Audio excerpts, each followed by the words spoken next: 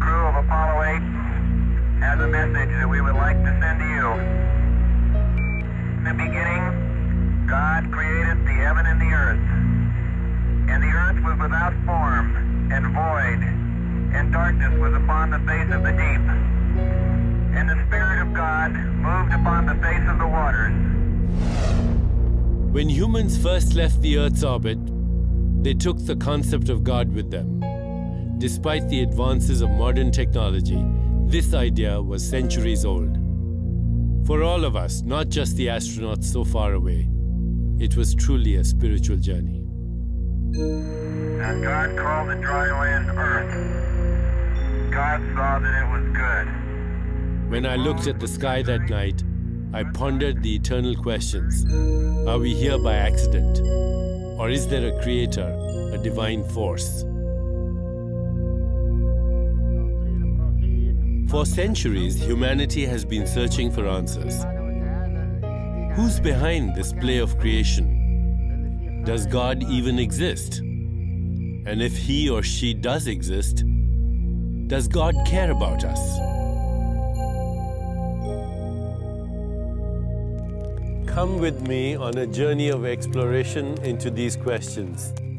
This is the soul's journey into the mystery of mysteries, the magic and the miracle of existence. Come with me on a journey into the mind of God.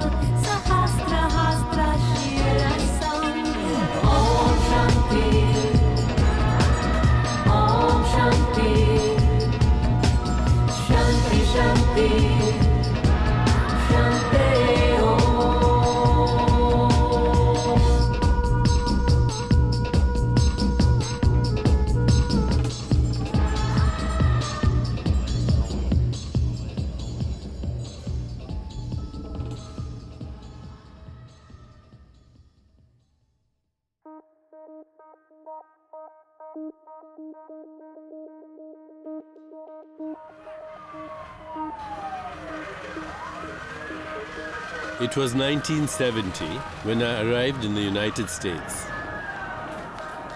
There was Nixon. We will discourage those that... Kent State. Vietnam. And the Beatles' last album.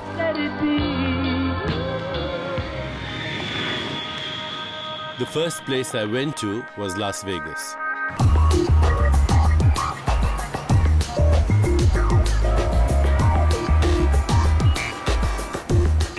I actually won $1,500, which compared to the $8 I brought with me from India was like hitting the jackpot. It felt terrific.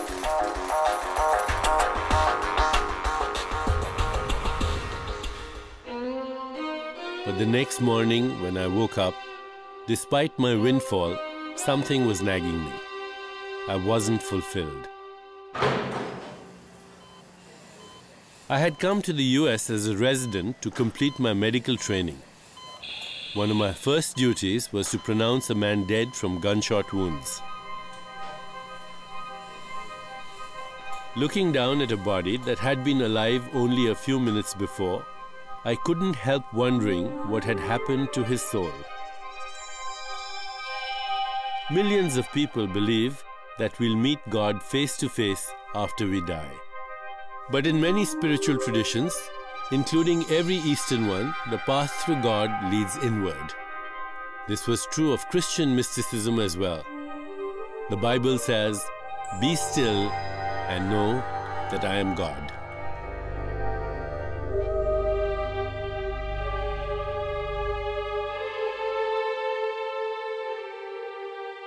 If God exists, He or she permits all kinds of tragedy. Why? For some, catastrophe only deepens their connection with God. God becomes an infinite source of strength and comfort. Without God, the miseries of life can simply be overwhelming. Yet, this protecting God can be cruel and punishing. Such a deity who both loves and punishes us is like a parent as experienced when we were children. But if God doesn't protect us from danger, the way a loving parent should, why worship Him at all? Fear, of course, is one answer, and every religion has added fear to the mix. Yet, tragedy can make us fear that God has abandoned us, and therefore, God is abandoned in return.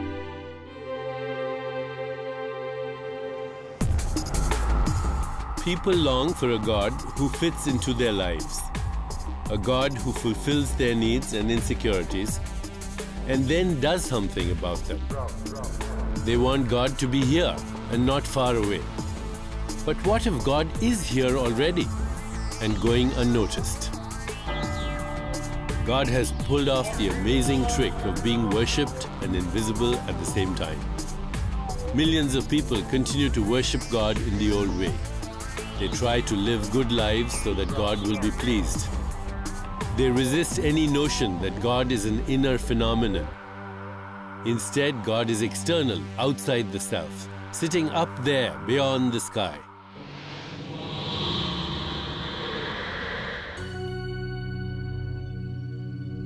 All this clash and uncertainty is part of living in an age of doubt, where skepticism often makes a stronger claim than faith.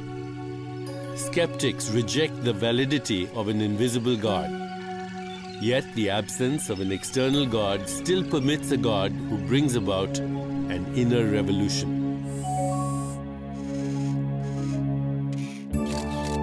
Let's say that it's possible to connect to an inner God, even to become intimate and at one with it. When this happens, you're having the experience of God. This inner presence is the creator of the cosmos too. We call it mysticism. An ordinary human being goes inside and mysteriously enough finds what turns chaos into stars, galaxies, worlds, and our own existence. Here, technology can't help us. God isn't a mass of data. In fact, the entire universe is only a sign of God's existence. The most legitimate answer to the question, does God exist, is who's asking? The perceiver is woven into what he perceives. If beauty is in the eye of the beholder, so is God. Is this a helix nebula or something else? Is my eye looking at an eye looking back at me? Instead of God being a vast illusion we inherited from the past, mystics say the universe is an illusion and only God is real. When you know God, you can heal the fear of death, confirm the existence of your soul, and give ultimate meaning to your life.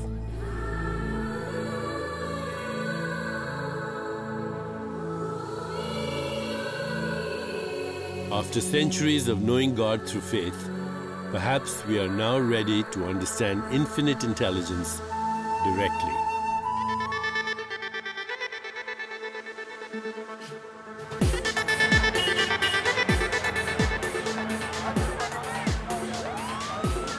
In our world, anyone could be forgiven for thinking that God is nowhere to be found. Skeptics may say, why should I believe in a God that doesn't believe in me? Is God still listening to us? We can get lost in all the speculation. Will faith alone show us the way?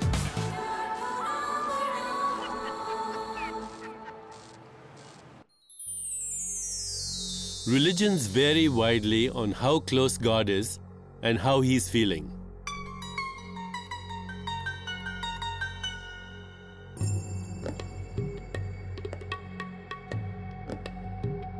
But most spiritual traditions promise that God performs miracles. He is the source of love. Beauty and truth are both children of God. Those things make Him very present. From the very beginning of religion in the West, it was obvious that God had some kind of presence, known in Hebrew as Shekinah, the light. Shekinah formed the halos around angels and the luminous joy in the face of a saint or savior. If God has a presence, that means God can be experienced. This is a huge point, because in every other way, God is invisible and untouchable. But what could possibly give us confidence in any kind of benevolent spiritual being when thousands of years of religion have been so stained by bloodshed?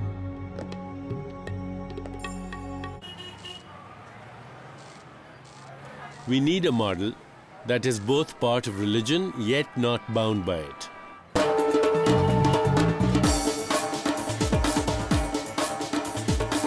Humanity's desire to comprehend the divine order of the universe began long ago in myth.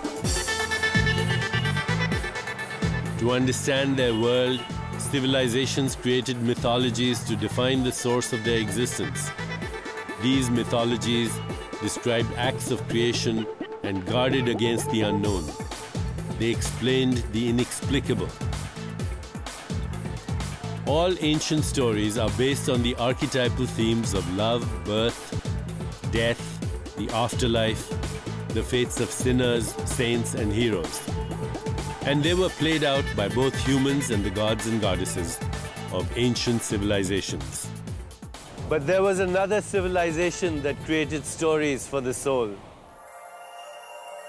A mysterious place with tales of immortality, rebirth, and resurrection. This was the mystical world of ancient Egypt. The Nile River represents the cycle of life, where the sun rises over the spectacular temples on the east bank, commemorating the sun god Ra. On the west bank, the sun sets over magnificent tombs built for the journey into the afterlife. Here, I discovered a spiritual world with fantastic mythical beings. One of the three major figures in Egyptian mythology is Isis, the goddess who represents fertility and magic.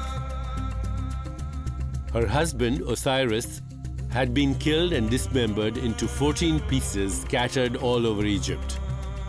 The powerful charms of Isis resurrected Osiris, putting his body back together again.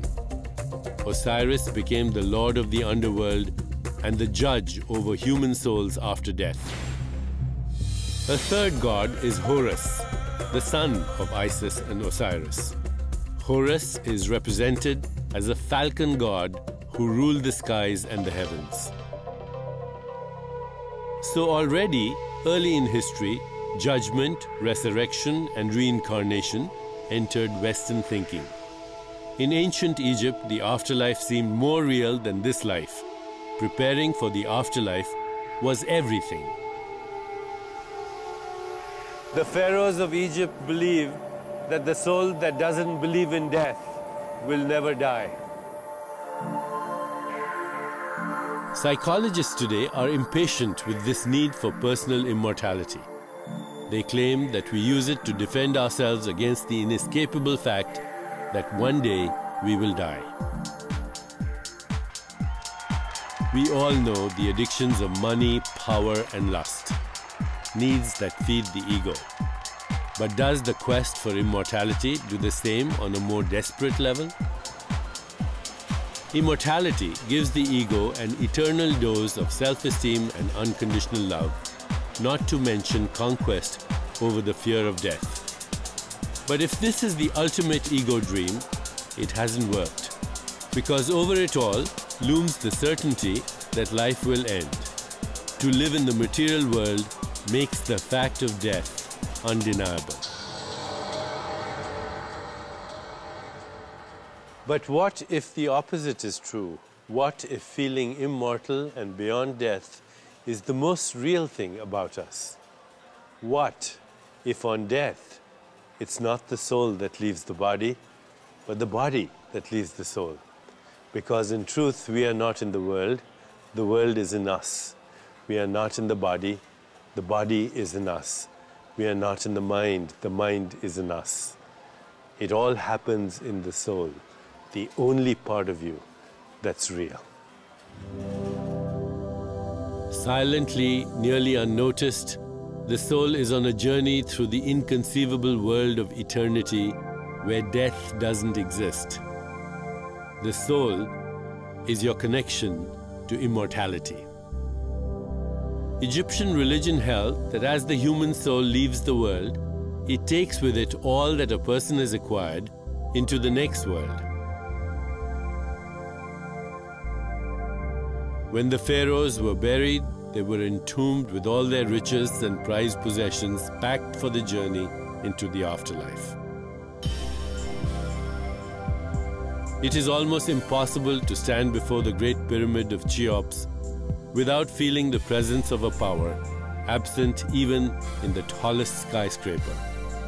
When I gaze upon the Great Pyramid, I see human beings aspiring for physical immortality.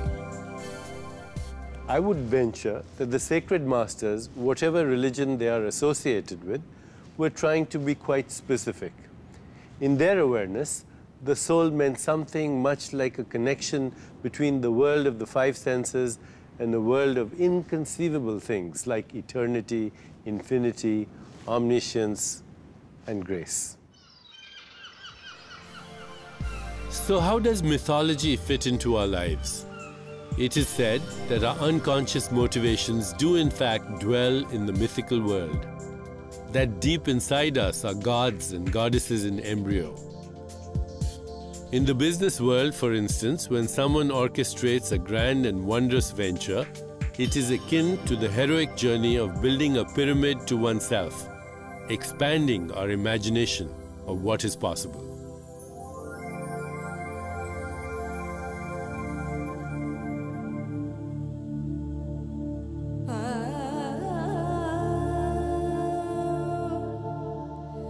In India, myth illustrates how God manifests as everything human, animal, and mineral.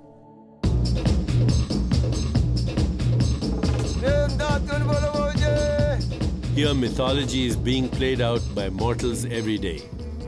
Gods and goddesses are worshipped in the streets of villages and towns. They are worshipped in taxicabs, scooter, and bicycle rickshaws. You'll find them all over for a surprising reason, because they embody states of consciousness. They embody all the states of being that Indians aspire to. A god is myself in disguise.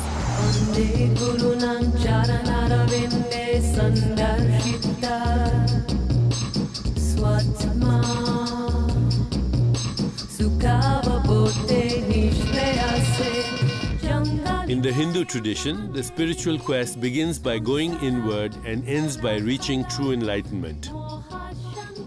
There is a prayer for enlightenment which says, "Lead us from darkness to light, from ignorance to truth, and from death to eternity." The prayer ends with Om Shanti, the traditional invocation of peace. Om Shanti, Om Shanti, Shanti Shanti, Shanti Om, Om Shanti, Om Shanti, Shanti Shanti, Shanti Om.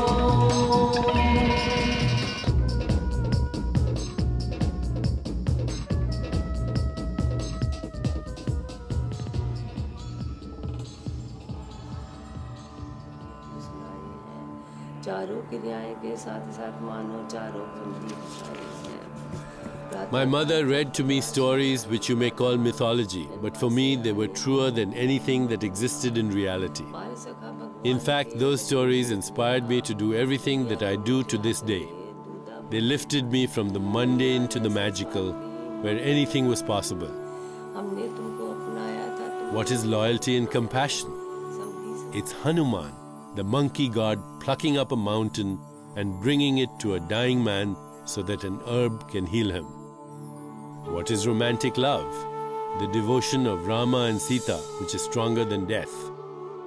Myth lifted me from the mundane to the magical and told me that both worlds were in myself. I could fly through the air. I could witness miracles and healing. I could experience coincidence, transformation and magic. The evidence of Indian mythology was all around me. I could link monkeys chattering in the trees with the monkey god Hanuman, the provider of courage, hope, knowledge and intellect.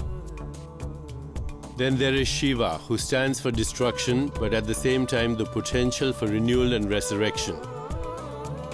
Shiva is not a god of death, but part of an eternal cycle responsible for shedding the old to make way for the new.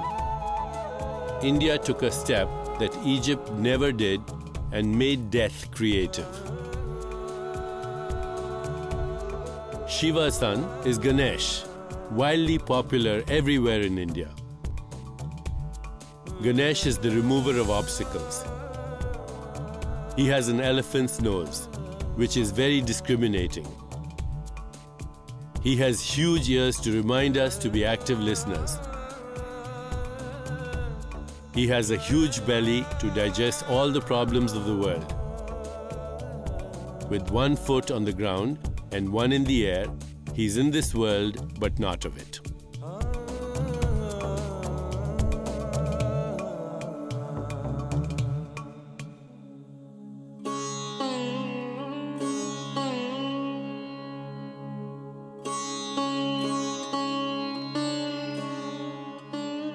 In every tradition, there is a mother goddess.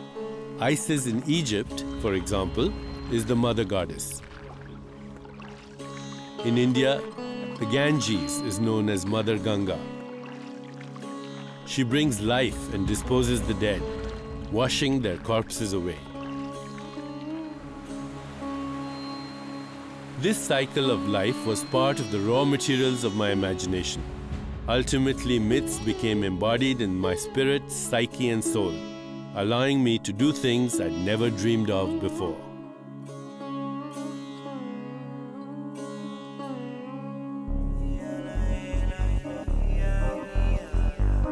While the deities of many civilizations took the shape of animals and other creatures, the Greeks and Romans worshipped gods created out of the beauty and allure of the human form. Through myth, they tried to make sense of their feelings, their impulses, and their world. They had gods and goddesses who acted in hundreds of stories of heroism, betrayal, and lust.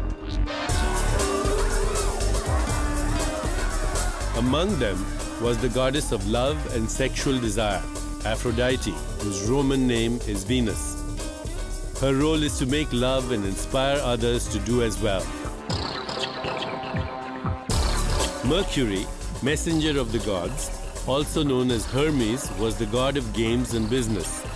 Mars, the Roman god of war, quick to anger and seek revenge with a desire for violence.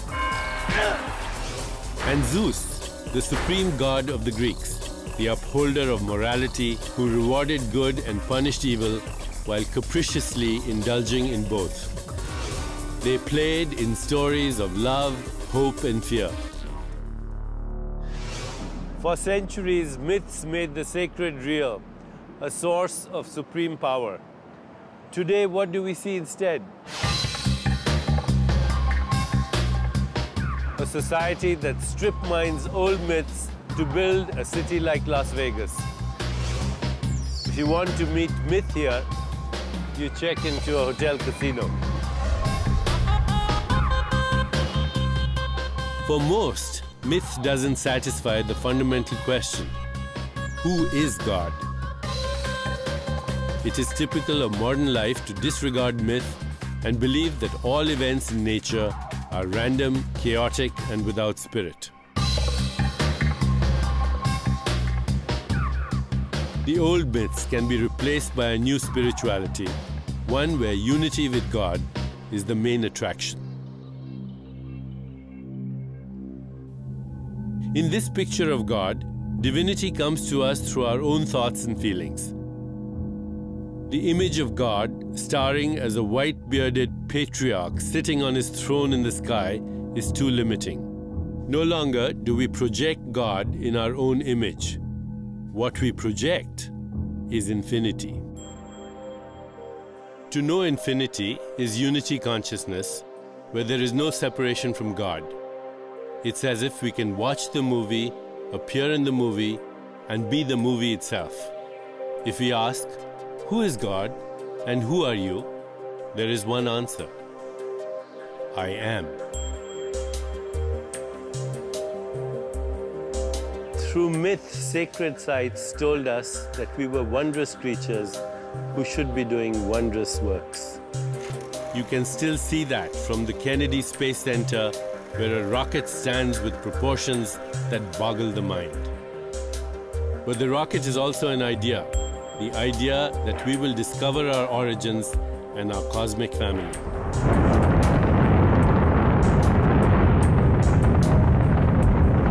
Already we are learning that science and religion are not really opposites, but very different ways of trying to decode the universe. A single bacterium discovered in deep space can redefine how life was created. Yet, the venture into space also speaks to our need to know that we are still sacred. Our hand is reaching out to touch God's. This play of light is evidence of the Big Bang, which was so finely tuned that if the balance between the basic forces in nature had been off by even a millionth of a degree, there would be no stars or galaxies and none of life's exquisite forms. How can we not see intelligence behind that kind of precision? The Voyager spacecraft snapped a photograph of where it came from as it left the solar system on a journey that may outlive the Earth itself. Today we are reaching out into deep space to whomever is listening. Nothing is more fascinating than to watch science blurring its edges into spirit. But can science truly satisfy the demands of objectivity when it comes to God? Is merely looking at creation proof that God exists? To Albert Einstein, we can know what God is thinking by studying the universe, not as a thing, but as a set of laws and principles. Einstein made time and space into fluid things, and once that happened, time could go backward, freeze, or altogether disappear. If that is God's way of thinking, then every object in the universe, stars and atoms, you and me, are manifestations of God's thoughts. Eventually, you can only know everything God is thinking by becoming God yourself. Some scientists believe we are closer than ever to a theory of everything, or TOE, as the physicists dub it. TOE will explain the beginning of the universe and the end of time. To a materialist, it is as close as physics can ever come to explaining the mystery of creation. But is there a place for God in this everything? Or does the Creator get booted out of His own creation? Before the Big Bang, there was nothing we could possibly perceive, yet the potential for everything resided there.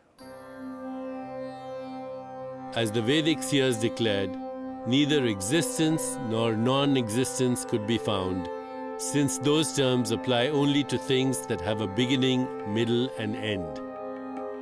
Physicists often refer to this state as a singularity.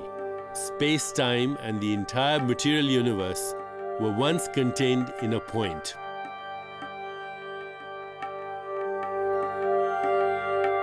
This is the point of virtual reality, or the virtual domain, or the non-local domain, a place beyond time and space, and therefore not imaginable as a place at all.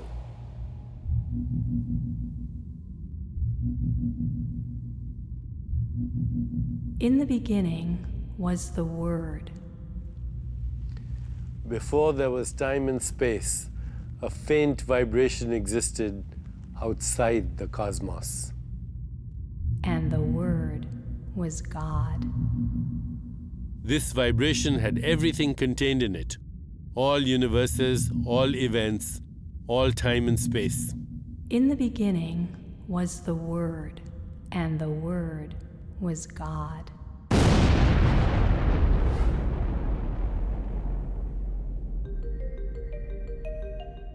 At the moment of the Big Bang, what quickly expanded throughout the universe was the most basic unit of electromagnetic energy, the photon. To an experimental physicist, a photon is a quantum of light. Right now, racing at the speed of light, photons are at the leading edge of the expanding universe. By seeking to know God, we run into the same problem we do when we seek to know what lies outside the universe. Without ever seeing into this other world, we can observe objects that may lead us there, like a black hole. Black holes are usually thought to be the remnants of old stars that collapse into themselves. Their awesome mass creates a gravitational field strong enough to tear the fabric of space, creating what is essentially a window on the edge of infinity. Even light cannot escape this dark gravitational force. What remains is only blackness, as photons of light and every other form of energy get sucked into a black hole. They disappear from our universe. This implies that they are going somewhere. Therefore, they might also return to us via white holes or acts of creation like the Big Bang. But God is not this knowable, however. There are other dimensions that exist outside the cosmos, but we do not access their laws either. And if we tried, we would have to give up our own laws. This is why your body and mind could not survive passage through a black hole or travel beyond the speed of light. If you try to crash through, you would be prevented from doing so. Time slows down, mass increases, and space becomes curved. This boundary is what physicists call the event horizon, a line that divides reality sharply in half. On this side, information and energy can travel at most at the speed of light, which is 186,000 miles per second. On the other side, space-time, energy, information, and matter become inseparably one. Everything is instantly correlated and connected with everything else. What lies beyond the event horizon? It could be a new universe with intelligent life in it, or it could be a chaos of squashed dimensions. It is a borderline of uncertainty, the margin dividing reality between the known and the unknown.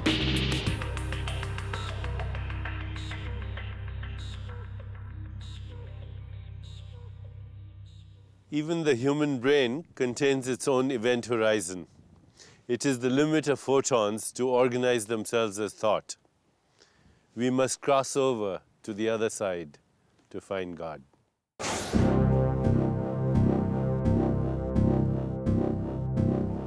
Quantum physics dips across the border all the time, only it can't stay there very long. When a particle accelerator bombards two atoms, causing a subatomic particle to jump out of its hiding place for a few millionths of a second, the event horizon has been crossed.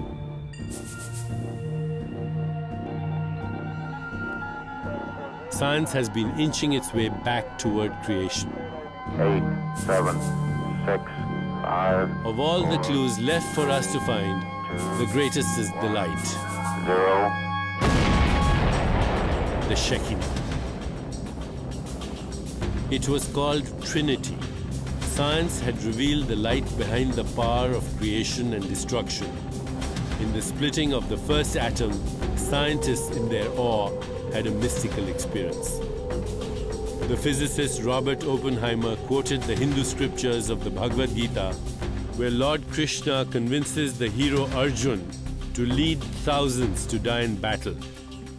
I am become death, the destroyer of worlds.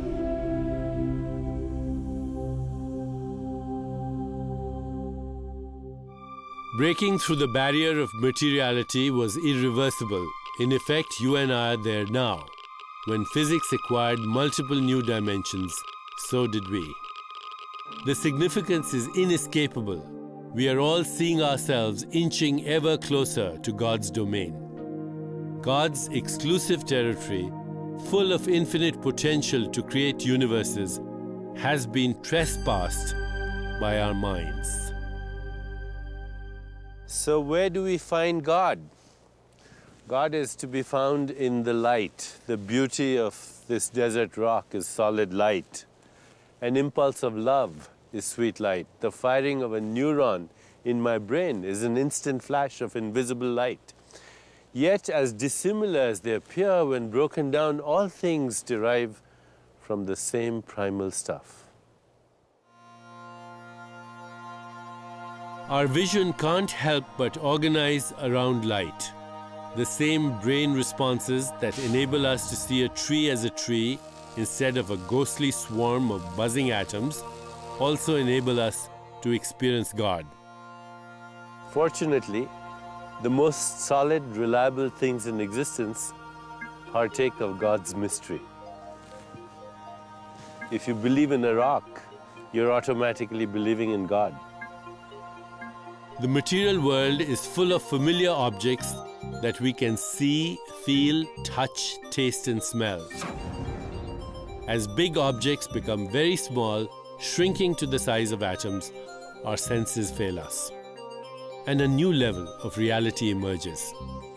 It is strange to hold up your hand and realize that it is actually at a deeper level, invisible vibrations taking place in a void.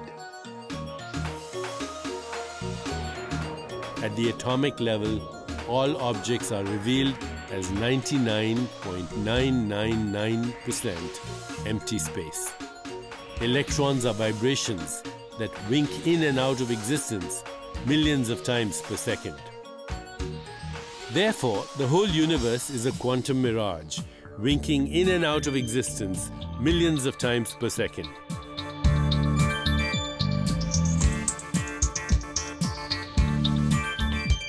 Quantum flashes are too rapid for us to register, so our brains play a trick on us by seeing solid objects that are continuous in time and space.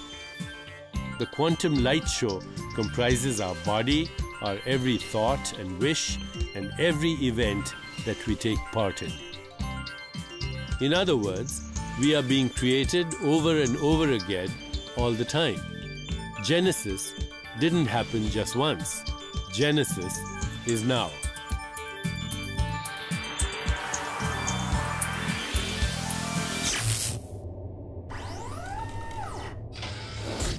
The atom is not a solid pellet of matter.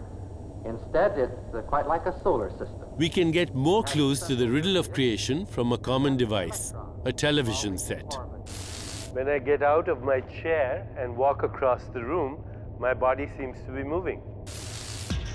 In fact, nothing of the sort is happening at the quantum level. Instead, a series of virtual particles is flickering in and out to create the illusion of motion. Nothing on that screen is actually moving from left to right. The only activity taking place is the flickering of red, green, and blue phosphors on the surface of a cathode ray tube. In the same way, a golf ball teed off toward the green isn't moving. It too is only winking in and out of existence at an incredibly fast speed at different locations. Particle A goes into the void, and when it returns, particle B, a new creation, is a minuscule fraction closer to the target. But here the mystery deepens. When the ball disappears for a nanosecond, only to reappear just the tiniest bit to the left or right, why didn't it just disintegrate instead? After all, it was completely absent for a while, and there is no reason why its old shape and size and color shouldn't simply dissolve. Quantum physics can even calculate the odds that the whole will not receive the ball. Who is capable of taking the universe away and putting it back again in a fraction of a second? Everything that we experience as material reality is born in an invisible realm beyond space and time. It is very hard to realize that our origin, our source, is not of this world. Here I am with all my qualities. People see me, hear me, they believe in my existence, yet my reality is paper thin. Quantum level, there is no sound, sight, texture, color, or anything else recognizable. The soul is the junction point between my virtual self and my physical self. It is the organizing intelligence that keeps me intact. This is an exceptional feat, given that every atom of my body is pure empty space with flashes of energy passing through it for no more than a few millionths of a second.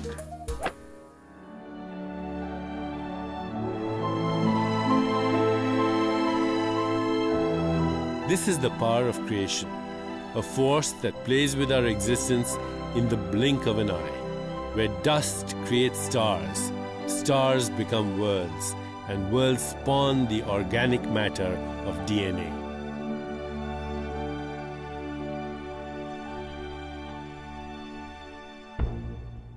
DNA is composed of simple sugars and bits of protein. What caused these molecules to join together, arrange themselves in a pattern, and learn to divide? One answer is that an invisible organizing power is constantly at work. The same way that gravity is constantly at work, only smarter. The need for life to unendingly reproduce itself is fundamental. Yet, the need for simple chemicals to reproduce themselves is nil. So even at this most basic level, we see certain qualities of awareness, recognition, memory, self-preservation, and identity coming into play. Now, add the element of time.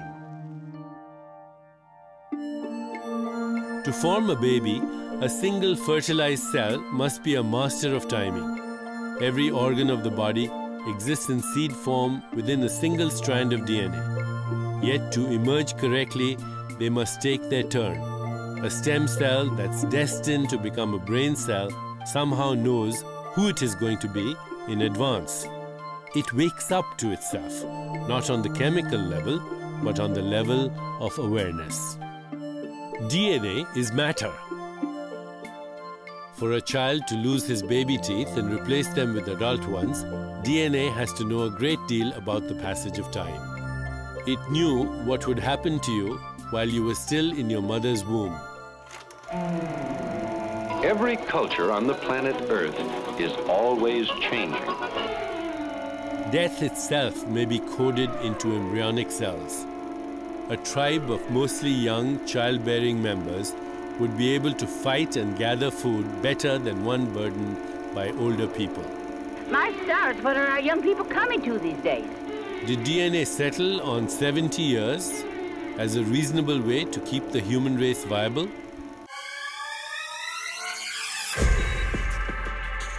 When DNA took the immense step of learning to reproduce itself, a mastery of time came along, woven into the texture of life itself. Its journey began in the stars, so DNA may be waiting to tell us about our place in eternity too. We all flow with the river of time and simultaneously sit on its banks observing it. Time is just a cosmic convenience that keeps everything from happening all at once. In other words, At this second in time, as you're observing me and I'm aware of you, the whole universe is coming to a point, like a huge lens focusing the sun's energy in a point. It took all of creation to make this moment, and every moment. Time captures our attention and pulls us into its web. But when we consider we might also be weavers of the web, the possibility opens up that God is weaving along with us. The timing of DNA is one of the secrets to the evolution of the human mind. The mind interprets the world and gives it meaning. If I have a mental image of a sunset, has my brain given it to me? At the quantum level, the brain, a dark semi-fluid mass of water and proteins, shapes virtual photons into patterns. There is no image of a sunset in that darkness. It takes the mind to decode chemical and electrical patterns into reality. Our search for God is a mental exercise.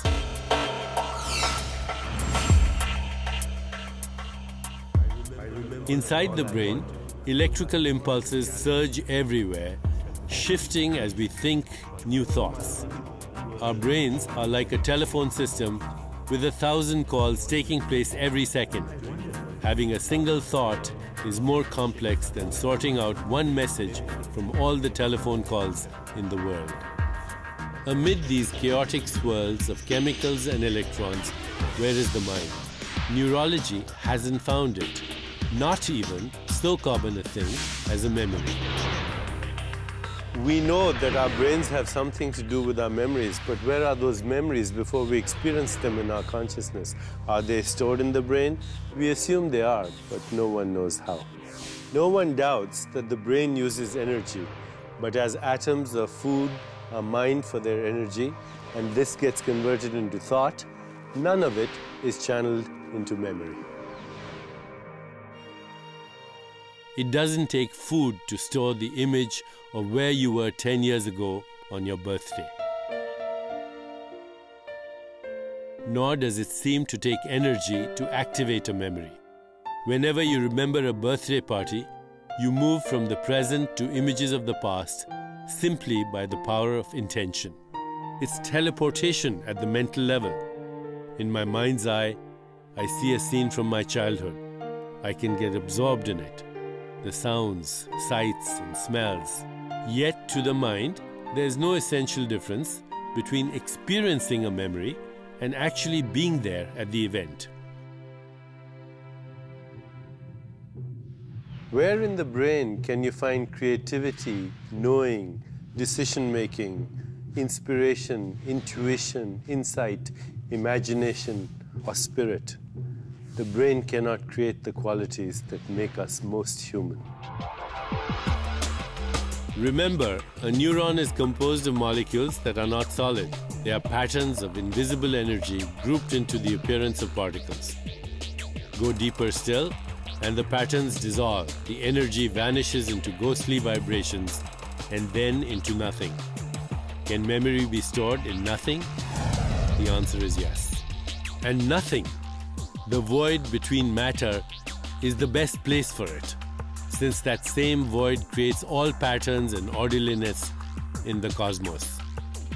Fortunately for our brains, they are incredibly sensitive receivers of information from the quantum void. So the brain provides more than sanity and meaning.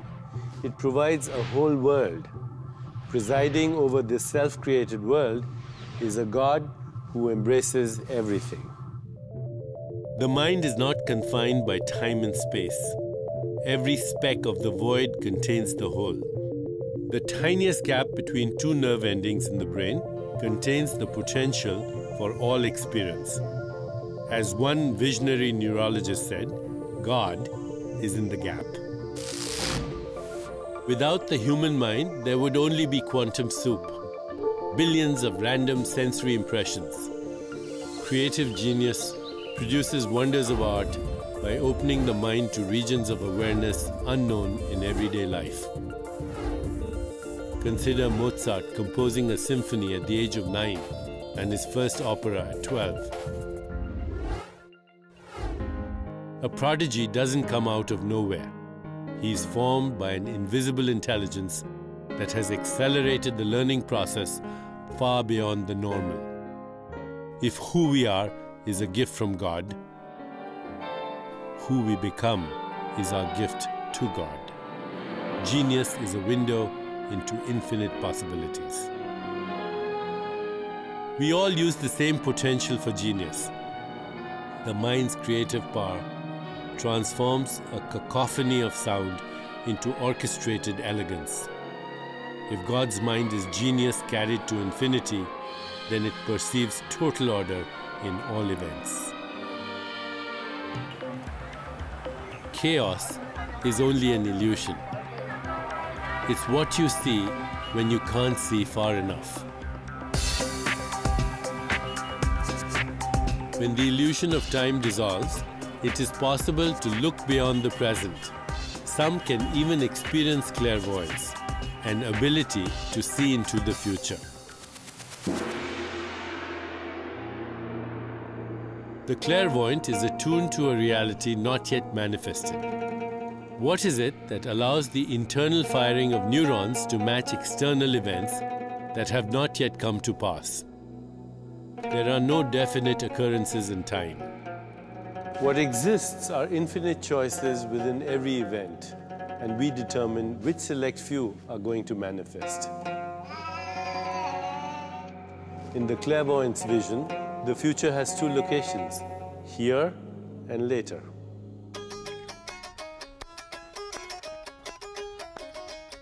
Great sages and prophets live in this expanded awareness where there is no past, present, and future, and all is connected. They are like strands of DNA for the entire human race, or the connective tissue in a web of souls. The ancient observatory of Jantar Mantar in India measured the positions of the sun, stars, and planets. Here, the Indian practice of astrology, called Jyotish, asserted that the information encoded in energy has significance as it applies to human existence. Jyotish means light, and light is the carrier of events in time. The future is spelled out in light. Photons actually speak to the astrologer, forming exact patterns that will eventually emerge as events in time. Clairvoyance offers a glimpse into the mind not bound by time. This is the ultimate wonder of something as basic as photons firing in the brain. Any moment can be a doorway into infinite possibilities. If everything happens for a reason, the key is to find out what that reason might be. One clue may lie in coincidences.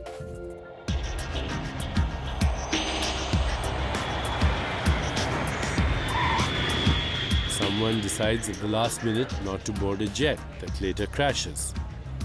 Or the moment you think about an old friend you haven't seen in years and suddenly he calls. These meaningful coincidences are often described as synchronicity. When time is arranged with a sense of fate, an invisible hand seems to be at work. Just ask two strangers who fall in love at first sight. My own life has often been touched by synchronicity. A passenger in the seat next to me may be just the voice I need to hear to solve a problem, or the missing link in a transaction that needs to come together. Is God here? You don't have to go anywhere outside yourself to find God. God is everywhere, including within you.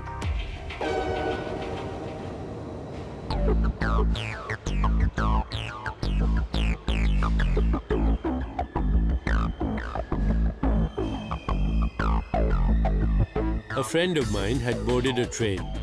She was wondering if she should heed the advice of a certain spiritual teacher, when suddenly a stranger said to her, "Trust him."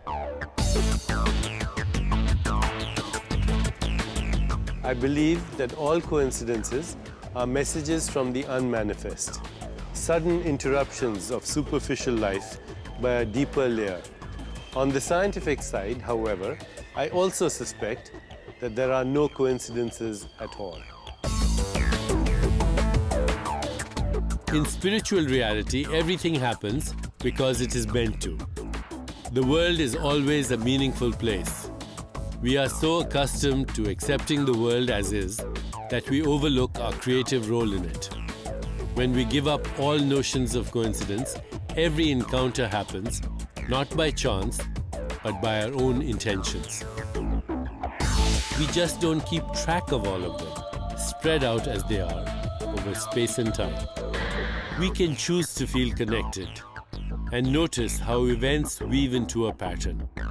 We can intend that everything will work out as it should and leave the details to God. The key is to let go and observe how much the world is capable of running itself. Sometimes God uses a miracle. Sometimes God just makes sure we catch our plane. Anything can happen.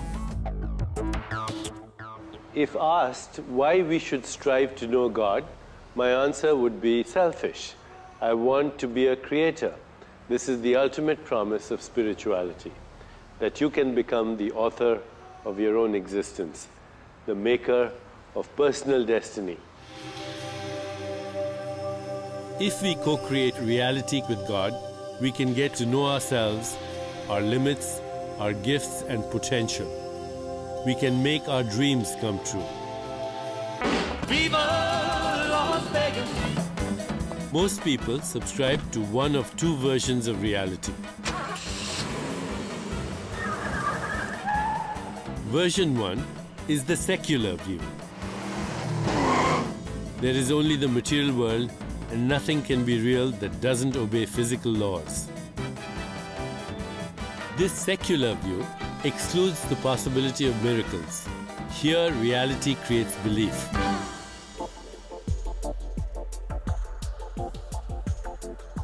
In version 2, the spiritual view, creation begins in the mind before it manifests in the material world. Here, belief creates reality. With every thought, memory and desire, we take a journey from our world to God's world. This second version of reality allows for God to respond to us. After all, we are partners. One form of communication between us is prayer. For many believers, prayer is a journey in consciousness where they are no longer limited by the boundaries of the body. Prayer has the potential to alter outward events by connecting the physical with the metaphysical. To me, praying isn't mystical. It's more like a soul experiment, a way of making sure that we are still sacred.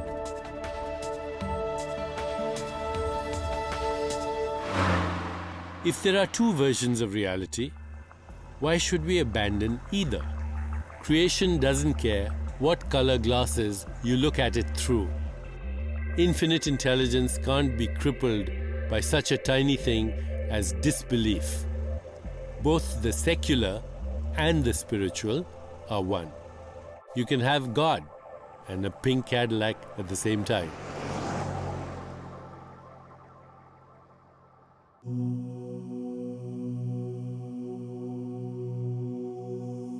God leaves no visible footprints in the world.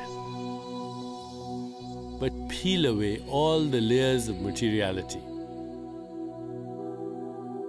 Look at yourself, and what do you see?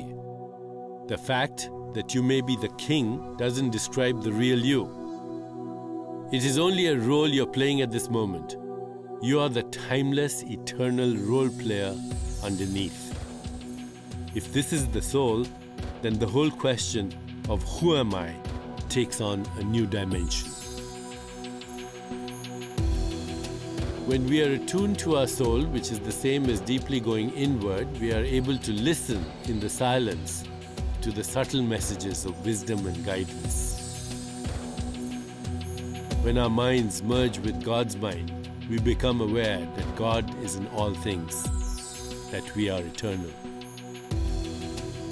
From a human perspective, it is an endless journey to finally inhabit God's world as our own. But from God's perspective, the whole process of separation never even occurred.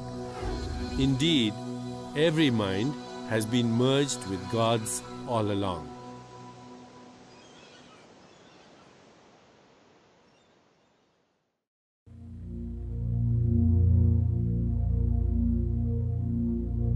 As a child, I felt left out spiritually because I would never meet the Buddha or Krishna, and my eyes would never see someone rise from the dead. Now, I realize that it isn't just the miracle that creates the believer, but the believer who creates miracles. The infinite void and the history of creation are in every cell of our bodies. Microcosm replicates macrocosm. The atom and the cosmos are one. In the end, our mind really is God's mind and nothing else. Those astonishing events we call miracles give us clues to the workings of the ineffable intelligence. But so do everyday events, so none of us is deprived. We see it when a passing stranger creates an instant attraction. Looking into the eyes of a child and seeing a soul looking back. Gazing at the sky with a sense of wonder at infinite space. When we have such experiences, we are responding from some unknown place. We are God responding to God. When you feel a new impulse, an uplifting thought, an insight that you have never acted upon before, embrace the unknown. God lives in the unknown. The unknown is the only thing that truly cares about the fate of your soul. Therefore, it would be good to revere it as much as you revere holiness.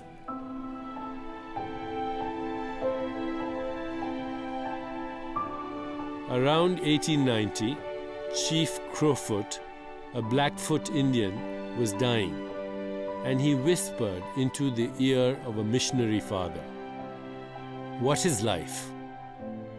It is the flash of a firefly in the night. It is the breath of a buffalo in the winter time.